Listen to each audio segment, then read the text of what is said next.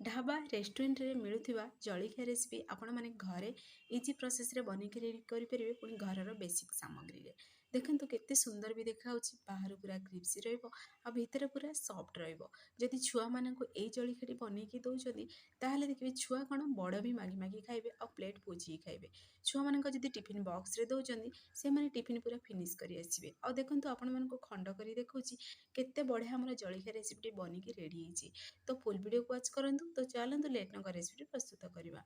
नमस्कार जय जगन्नाथ पे झिली कुकिंग को आपण मानकु अनेक अनेक स्वागत। प्रथमे आम नवा ये मुझे देखो गोटे बड़ सैज्र आलू नहीं खंड कर देछि आ गोटे छोट सैज्र आलू नहीं तो एबे कौन करी ना आलू को आम चकुटी देबा बा मेश करदेबा तो ये मु आलू मेश साहाଯ୍य ये प्रोसेस रे पूरा मेश करुच्ची तो जेहेतु गरम अच्छी से ना आपण चाहिए हाथ भी आपको ये प्रोसेस रे आलू क्रश कर चकुड़ी पारे तो देखो आलूटा पूरापूरी क्रश भी हो सारा तो ये चलतु से आम कि एड करवा स्वाद अनुसार लुण तो ये जी आपण मैंने आलू नहीं से अनुसार लुण एड करेंगे और लुण को एड कर सारापर आम पुणी थे चामच साहाଯ୍य भलसे मिक्स करदे ये प्रोसेस रे मिक्स करेंगे जदि छुआ मैंने भेजिटेबल खाया पसंद करते जदि आपण मैंने यही प्रोसेस रे बनईकी दौरान ताहले देखिए पूरापूरी फिनिश कर उठे आउ देखिए बाहर जलिखिया खाଇବା भी भूली जी घरे जदि आपण मैंने ये जलिखिया बनई दौरान तो देखो छोट छोट पीसेस रे कटिंग करी गाजर कैप्सिकम नहीं पियाज कंचा लंका नहीं आउ ये गोटे गिनारे 2 चामच ये कॉर्नफ्लोर नहीं कॉर्नफ्लोर बदल में आपण मैंने ये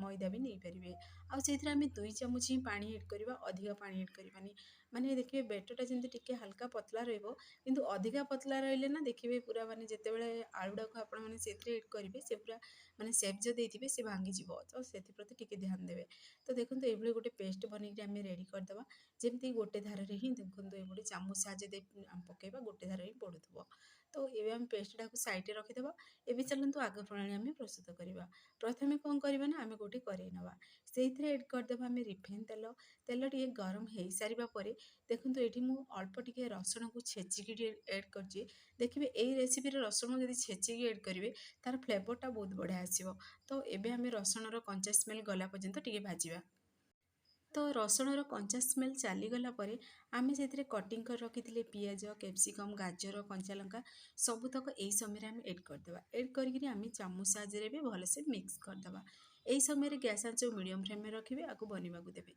देखिए जब स्लो करदेवे अधिक ताहले देखिए पियाज पानी छाड़ो आ देखिए एत फ्लेवरटा भल आसोनी टिके जब कंचा रहा ताहले देखिए जेहेतु आम तेलर भी छाणा तो बहुत बढ़िया बनिकी रेडी हम तो ये कौन करें ना आम केवल पनीपरिया अनुसार ही आम से एड करदे स्वाद अनुसार लुण यही समय आपण चाहिए बंधाकोबी भी एड करेंगे बीट भी एड करेंगे आपण मान मन पसंदर परिवा आपण मैंने नहीं पारे तो ये से आम हलदी गुंड दवा हाफ चामच जी राग खाइबे से अनुसार लंका गुंड एड करेंगे पुणी गरम मसला अल्प टिके एड करवा आ जदि छोट छुआ मान बनाऊँ से तो मैगी मसला से फेवरेट तो आपण मैंने चाहिए आउ टे स्वाद को बढ़िया चाहिए एड करेंगे किंतु घरर बेसिक गरम मसला ही मुझे एड करछि तो ये आम भलसे मिक्स करदे मिक्स हो सारा पर देखूँ धीरे धीरे पूरा भाजी भी हो सारा आमर ये मैंने पाखापाखि ये पनीपरिया जहाँ भी आम जो एड कर पूरा ये 60% पूरा सीझीगला सीझी सारा पर आम से एड करदे आलू को जो आम भर्ता बनवा चकटिकी आलू को रखी से आलू को आम से एड करदे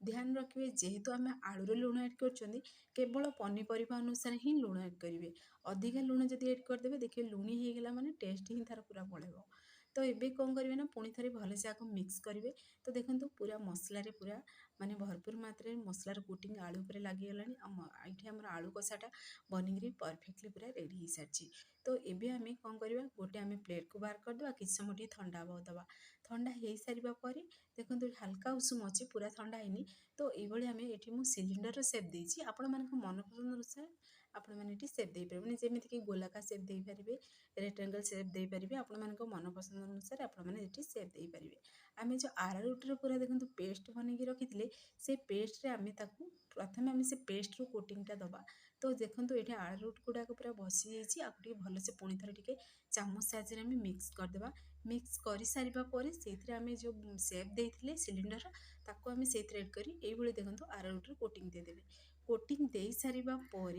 आपको आम बाहर करी मुझे सेव नहीं सेव बदल में आपण मैंने ब्रेड क्रोम भी नहीं पारे ना चूड़ा को मिक्सर ग्राइंडिंग करी आउे ये कोटिंग दे पारे ये कोटिंगटा दबा द्वारा कौन हम ना खावा पूरा टेस्टी भी लगे ତ ଆପଣମାନେ ଖାଇଥିବେ ଭୋଜି ଗୁଡ଼ାରେ ବି ଏଇଭଳି ଏଇ ଜିନିଷଟା ମିଳେ ଷ୍ଟାର୍ଟରରେ। ତ ଆପଣମାନେ ଯଦି ଖାଇଛନ୍ତି ତାହେଲେ ନିଶ୍ଚୟ କମେଣ୍ଟ କରନ୍ତୁ। ଆଉ ଏଇ ତରିକାରେ ଘରେ ନିଶ୍ଚୟ ଟ୍ରାଏ କରନ୍ତୁ, ଦେଖିବେ ଛୋଟଠୁ ବଡ଼ ସମସ୍ତେ ପସନ୍ଦ କରିବେ। ତ ଦେଖନ୍ତୁ ଏଇଭଳି କୋଟିଂ ଦେଇସାରିବା ପରେ ଗୋଟେ ଆମେ ପ୍ଲେଟ୍ରେ ରଖିଦେବା। ତ ଆଉ ଗୋଟେ ବି ଚାଲନ୍ତୁ ଆପଣମାନଙ୍କୁ ମୁଁ ଦେଖେଇ ଦେଉଛି ବନେଇକିରି। ତ ପୁଣି ଥରେ ଦେଖନ୍ତୁ ସେଇଭଳି ସେମ୍ ପ୍ରୋସେସ୍ରେ ସେପ୍ ଦେଇଦେବା। ଦେଇସାରିବା ପରେ ପୁଣି ଥରେ ସେ ଆରାରୁଟ୍ର ପେଷ୍ଟଟାକୁ ଆମେ ଟିକେ ବୁଡ଼େଇଦେବା ଏଇଭଳି ପ୍ରୋସେସ୍ରେ। ତ ଆରାରୁଟ୍ର ପୁରା କୋଟିଂଟା ଟିକେ ଦେଇସାରିବା ପରେ ତାପରେ ଆମେ ସେଉର କୋଟିଂ ଦେବା।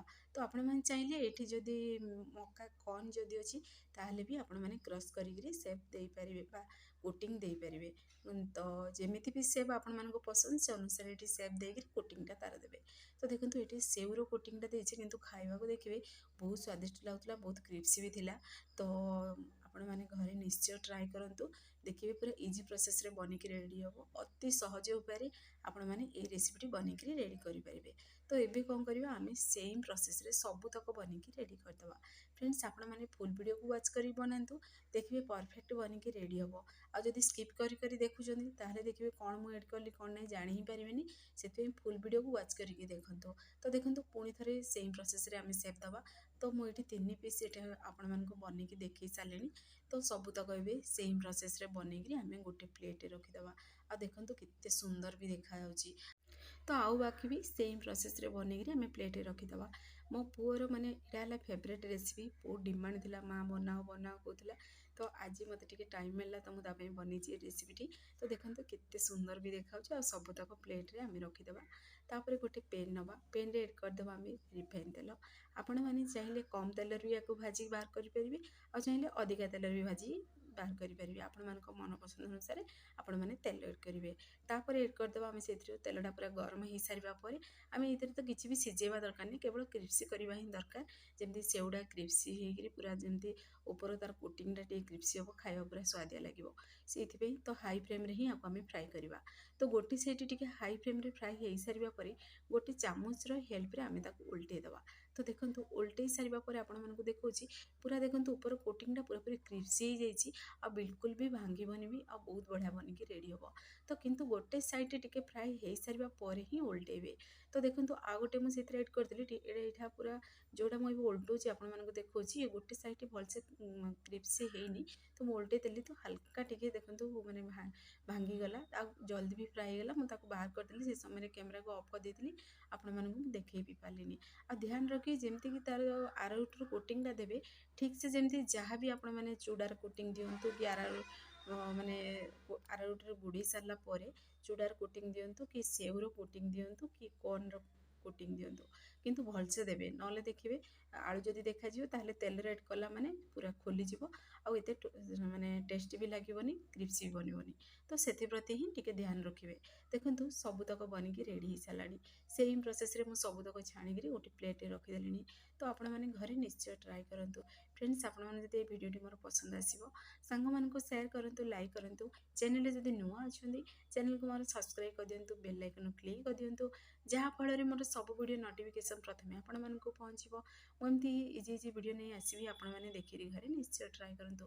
ଆଉ ଯଦି ଫେସବୁକ୍ ପେଜ୍ରେ ଦେଖୁଛନ୍ତି ତାହେଲେ ଫେସବୁକ୍ ପେଜ୍ ମୋର ଫଲୋ କରନ୍ତୁ। ଇନଷ୍ଟାଗ୍ରାମରେ ଦେଖୁଥିଲେ ନା, ଫଲୋ କରିବାକୁ ଜମା ବି ଭୁଲନ୍ତୁନି। ଆଉ ଦେଖନ୍ତୁ ତା ସହିତ ମୁଁ ଟମାଟୋ ସସ୍ ନେଇଛି, ଟମାଟୋ ସସ୍ ସହିତ ବଢ଼ିଆ ଲାଗୁଥିଲା। ଫ୍ରେଣ୍ଡସ୍, ଆପଣମାନେ ଘରେ ନିଶ୍ଚୟ ନିହାତି ଟ୍ରାଏ କରନ୍ତୁ। ସବୁବେଳେ ସେମ୍ ବରା ସିଙ୍ଗଡ଼ା ସବୁ ଖାଇ ଖାଇ ଯେବେ ବୋର୍ ହେଇଯିବେ, ଏଇ ରେସିପିଟି ମୋର ଘରେ ନିଶ୍ଚୟ ଟ୍ରାଏ କରନ୍ତୁ। ବରା ସିଙ୍ଗଡ଼ା ଆଳୁଚପ୍ ସବୁ ଫିକା ଲାଗିବ ଏଇ ରେସିପି ଆଗରେ, ବହୁତ ସ୍ୱାଦିଷ୍ଟ ଲାଗିବ। ତ ଆପଣମାନେ ନିହାତି ଟ୍ରାଏ କରିବେ। ଆପଣମାନେ ଯଦି ଘରେ ଆକୁ ବନାଉଛନ୍ତି ଆପଣମାନଙ୍କ ଅନୁଭୂତି ମୋ ସହିତ ସେୟାର କରନ୍ତୁ। ଦେଖନ୍ତୁ କେତେ ବଢ଼ିଆ ଦେଖାଉଛି, ଆଉ ପାଖରୁ ବି ଦେଖାଉଛି ଆପଣମାନଙ୍କର କେତେ ବଢ଼ିଆ ପୁରା କ୍ରିପ୍ସି ବନିଛି ବାହାରଟା, ଆଉ ଭିତରେ ପୁରାପୁରି ସଫ୍ଟ ଅଛି। ଆଉ ଯେହେତୁ ଆମେ ସେଥିରେ ରସୁଣକୁ ଛେଚିକି ଏଡ଼୍ କରିଥିଲେ, ତାର ଫ୍ଲେଭରଟା ବହୁତ ବଢ଼ିଆ ଲାଗୁଥିଲା। ତ ଦେଖନ୍ତୁ ଟମାଟୋ ସସ୍ ସହିତ ଏମିତି ଏନ୍ଜୟ କରନ୍ତୁ। ଆଉ ଛୋଟ ଛୁଆମାନଙ୍କୁ ନିହାତି ଥରେ ଟ୍ରାଏ କରିବାକୁ ଦିଅନ୍ତୁ, ଆଉ ନିଜେ ବି ଖାଆନ୍ତୁ। ସେ ପର୍ଯ୍ୟନ୍ତ ରହୁଛି, ପୁଣି ଏକ ନୂଆ ରେସିପି ନେଇ ଆସିବି। ନମସ୍କାର, ଜୟ ଜଗନ୍ନାଥ।